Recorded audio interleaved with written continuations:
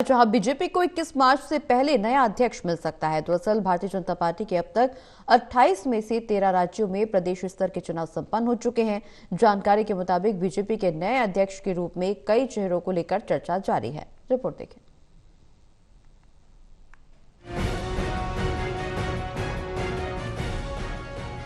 BJP को उसका नया अध्यक्ष 21 मार्च से मिल सकता है। बीजेपी के अब तक 28 में से 13 राज्यों में प्रदेश स्तर के चुनाव संपन्न हो चुके हैं।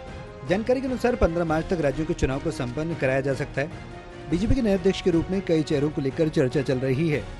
बीजेपी में इन दिनों प्रदेश स्तर पर संगठन के चुनाव चल रहे हैं, जिनमें 28 में से 13 राज्यों के चुनाव संपन्न हो चुके हैं, जबकि कई राज्यों में इनकी प्रक्रिया चल रही है।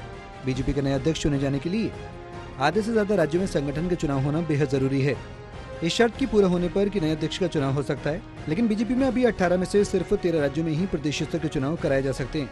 बिहार में इस साल चुनाव हैं, तो ऐसे में दिलीप जायसवाल को ही एक बार फिर से प्रदेश अध्यक्ष बना दिया गया, जबकि माना जा रहा है कि अगले कुछ दिनों में यूपी बीजेपी को भी उसका नया प्रदेश अध्यक्ष मिल सकता है।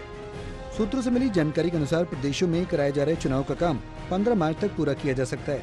उसके बाद कभी भी भारतीय जनता पार्टी को उसका नया राष्ट्रीय अध्यक्ष मिल सकता है।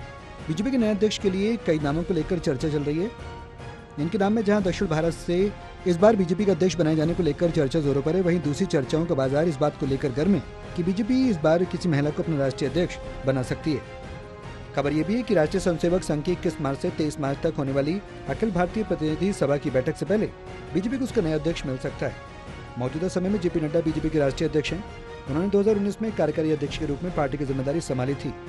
जनवरी 2020 में उन्हें सर्वसम्मति से बीजेपी का राष्ट्रीय अध्यक्ष चुना गया और वर्तमान में केंद्रीय मंत्री अमित शाह से पदभार ग्रहण किया। लोकसभा चुनाव को देखते हुए उनका कार्यकाल जून 2024 तक बढ़ा दिया गया था। सरकार में शामिल होने के साथ ही पार्टी उनके उत्तराधिकारी के लिए संभावित उम्मीदवारों की तलाश कर रही है। अब देखना होगा कि बीजेपी को उसका नया अध्यक्ष कब तक मिल पाता है। कैमरा पर्सन अनिल चौरसिया के साथ ललित नारायण कांडपाल, टोटल न्यूज दिल्ली।